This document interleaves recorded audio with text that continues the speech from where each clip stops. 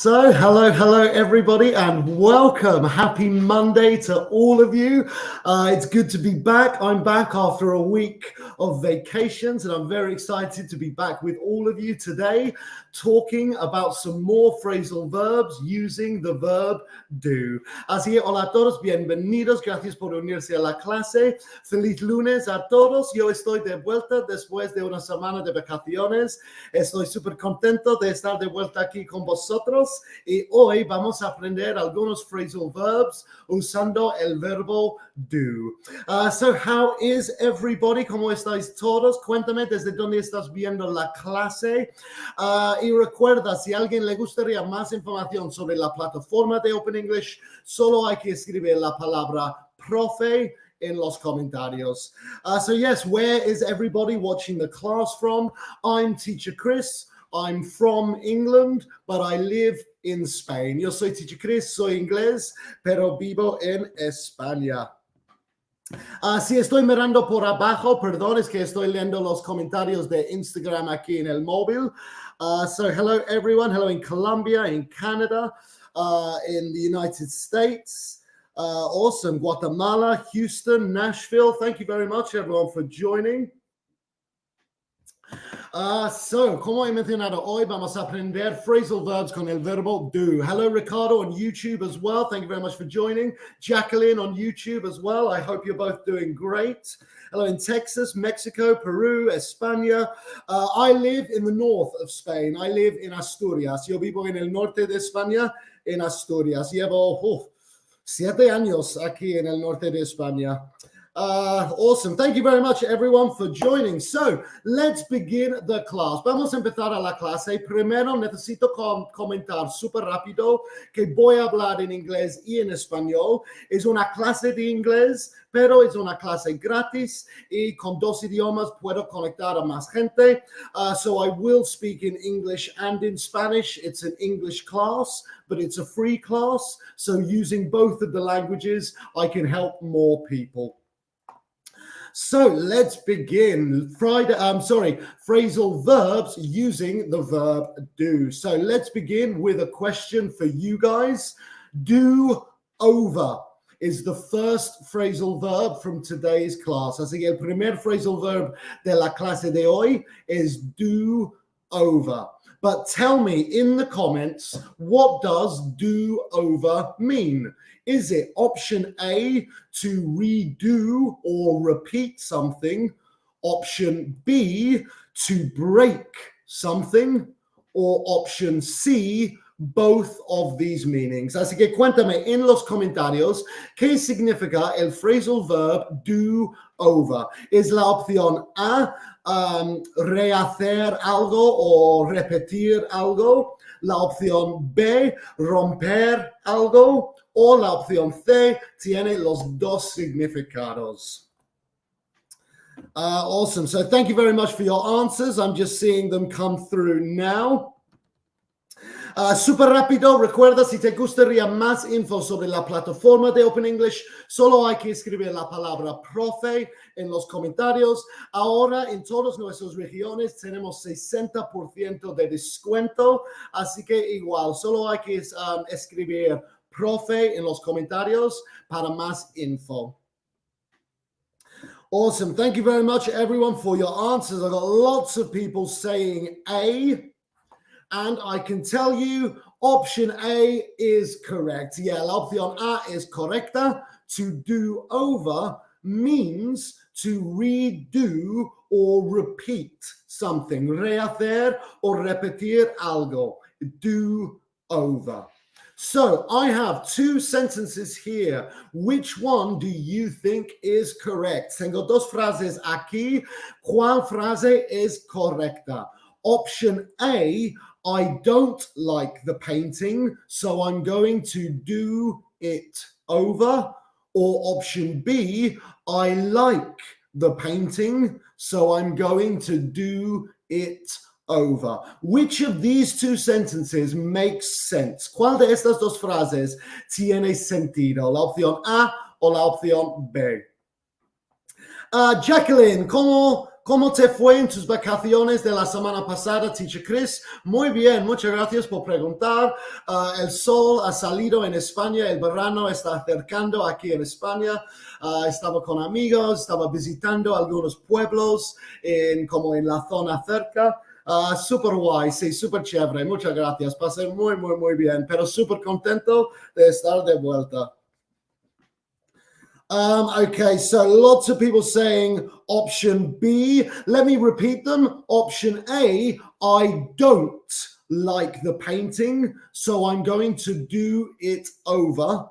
Option B, I like the painting, so I'm going to do it over. Which of these two sentences makes sense? Okay, this is a little bit difficult. Es poco difícil. Tal vez la manera en lo que he escrito está confundiendo, pero okay, os explico y os digo la respuesta. So, the correct answer is A, la opción A. Why is it option A? Because I don't like the painting. If I like the painting, perfect, ya está hecho. No necesito rehacerlo porque me gusta como es. But if I don't like the painting, I do it over. Ay, no me gusta esta pintura, voy a empezar de nuevo. Voy a hacerlo otra vez. No me gusta cómo ha salido. A photo would be the same. Do it over. Haz otra foto. Like, I don't like that one. I want another one. So, opción A. Option A. I don't like the painting, so I'm going to do it over. Awesome. So let's move on to the next phrasal verb from today's class, do up. So el segundo phrasal verb de la clase de hoy, do up. Pero ¿qué significa do up? Is it option A, to ask a question? Option B, to decorate or renovate? Or option C, it has both of these meanings. Así que cuéntame en los comentarios qué significa do up. La opción A, preguntar algo. La opción B, decorar o renovar un edificio. No es como renovar un carnet, por ejemplo, no, pero renovar un edificio. Decorar o renovar un edificio. La opción B. O la opción C tiene los dos significados. So tell me in the comments.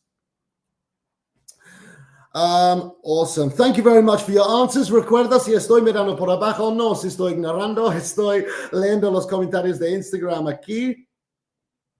Muy rápido, mientras que me contestas esta pregunta, recuerda, si te gustaría saber cuál es tu nivel de inglés, tenemos una prueba rápida y gratis. Solo hay que escribir la palabra test en los comentarios, T-E-S-T, para hacer esa prueba. Contestarás algunas preguntas en inglés y en el final tienes tu nivel, todo gratis. Test si te gustaría hacerlo. Awesome. Okay, so I can tell you, do up, the correct answer is option B, to decorate or renovate. Así que do up significa decorar o renovar un edificio, una habitación o algo así, algo relacionado con el edificio. So, otra vez, tengo dos frases aquí. ¿Cuál frase es correcta? So, which of these two sentences is correct? They're planning doing up their kitchen next month, option A. Or option B, they're planning to do up their kitchen next month. Así que la frase es más o menos igual, pero en la opción A, they're planning doing up the kitchen next month. O la opción B, they're planning to do up the kitchen next month. ¿Cuál de estas dos frases es correcta? Esta pregunta es como gramaticalmente, ¿cuál es correcta? Porque una ni tiene sentido ni es correcta gramaticalmente. Así que, ¿cuál es lo correcto? Awesome. Thank you very much, everyone, for your answers. Espero que estáis gustando esta clase, espero que estáis aprendiendo algo nuevo de phrasal verbs. Recuerda que todas estas clases están grabadas y en nuestros perfiles de Facebook, Instagram y YouTube, así que puedes revivir esta clase o ver nuestro otro contenido gratis, todo en nuestros perfiles Instagram, Facebook y YouTube. Okay, lots of people writing option B. I can tell you, you are correct. La opción B es correcta. Cuando usamos, eso es como algo poco diferente, pero es importante. Cuando usamos el verbo plan, planear, plan, siempre va a hacer infinitivo el verbo después. Plan to eat, plan to drink. Plan eating no existe en inglés. Plan to eat. Así que por esa razón la opción B es correcta, porque es they are planning, así que tenemos que usar el infinitivo to do up their kitchen next month. ¿Por qué hemos usado planning? Doing up no existe, no es correcta. So, option B, really good job, everyone. Si alguien sigue un poco confuso, por favor, pregúntame en los comentarios y puedo intentar explicar de nuevo. Pero sí, la opción B es correcta. They're planning to do up their kitchen next month. All right, awesome, guys. So let's move on to the last phrasal verb from today's class, do without. Creo que esto es lo más fácil de los tres. Do without. Is it option A, to manage without something? Option B, to sell things? Or option C, both of these meanings. Así que cuéntame en los comentarios qué significa do without. ¿Es la opción A, manejar sin algo, como manejarse bien sin algo? La opción B, vender cosas. O la opción C tiene los dos significados. Cuéntame en los comentarios. Hay una pregunta aquí en YouTube de Jacqueline. ¿Cómo son las clases virtuales en la app de Open English? Muy buena pregunta, porque necesito comentar que las clases en la plataforma de Open English no están como estas clases que solo puedes comentar. Estás en una aula virtual hablando con el profesor, con los estudiantes, practicando el inglés y usando el inglés. Claro, estas clases en las redes sociales gratis que los hago yo, sí, solo se puede comentar porque eso es social media, es como las redes funcionan así, pero no, en la plataforma, sí, clases en aulas virtuales hablando con los profes y otros estudiantes. Recuerda, si te gustaría más info sobre la plataforma, escribe profe en los comentarios. Awesome. So I can tell you, do without is option A. Yeah, to manage without something. Manejarse bien sin algo. No estoy seguro si manejarse es como el verbo correcto en español, pero estas dos frases nos ayudará a entenderlo un poco mejor. So, which sentence is correct? Sentence A, they had to do without air conditioning during the heat wave.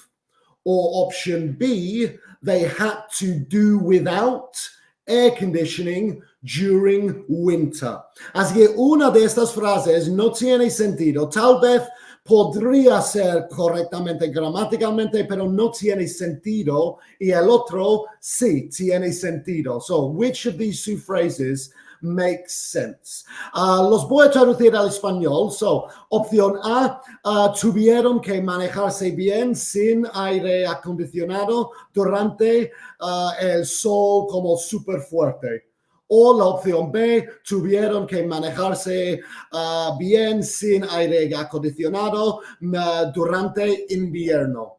So that's the kind of difference. One of them makes sense, the other one doesn't. But yeah, do without significa manejarse bien, como vivir bien sin ello. Tal vez lo necesitas, pero puedes vivir bien sin ello. So sentence A or sentence B. Awesome. Thank you very much for your comments. All right, I can tell you the correct answer is option A, porque claro, no es muy común que necesitas aire acondicionado en invierno. Sueles necesitar calefacción. No necesitas aire acondicionado en el invierno. Así que por eso la opción A. They had to do without, tuvieron que vivir bien sin aire acondicionado. Algo que necesitan, pero tuvieron que vivir bien sin ello. So, option A, correct. Otra vez, si sigues un poco confuso, por favor, cuéntame en los comentarios a ver si puedo explicar en otra manera para que entendáis mejor. So, we're going to finish the class with a quick mini quiz, una trivia. So, vamos a acabar la clase con una trivia usando los phrasal verbs de esta misma clase. So, is this sentence correct or incorrect? Solo necesitas darme los emojis para que sea más fácil. Puedes escribir la respuesta correcta si quieres. Es muy buena manera de practicar, pero un tick o un thumbs up está bien también. Okay, so after realizing she made a mistake in the presentation, she decided to do it over. Is this sentence correct or incorrect? After realizing she made a mistake in the presentation, she decided to do it over. Después de darse cuenta que ha hecho un error en la presentación, ella decidió to do it over. ¿Esto es correcto o incorrecto? Cuéntame en los comentarios. Un par de como emojis confusos. Espero que con este trivia ayudará como ponerlo más claro. So aquí en esta frase, después de darse cuenta que he hecho un error en la presentación, decidió to do it over. ¿Es correcto o incorrecto? Okay, so I can tell you this is correct. Está correcta. Déjame explicar por qué. Porque ha hecho un error. Así que necesita hacerlo de nuevo. Necesita rehacerlo porque hay un error. Claro, tal vez solo hay que cambiar un parte de la presentación, pero sí, tiene que rehacer. Así que do it over significa rehacer. So en esta frase tiene sentido. After realizing she made a mistake in her presentation, she decided to do it over. Decidió rehacerlo. Awesome. Great job, guys. Okay, sentence number 2. Correct or incorrect? They plan to doing up their living room with a fresh coat of paint. So, ¿correcto o incorrecto? Tienen planeado to doing up su salón con una nueva tapa de pintar. Lo siento, en mi español me ha fallado un poco en esa parte. En inglés se dice fresh coat of paint como like another layer, otra tapa, creo que se dice, otra tapa.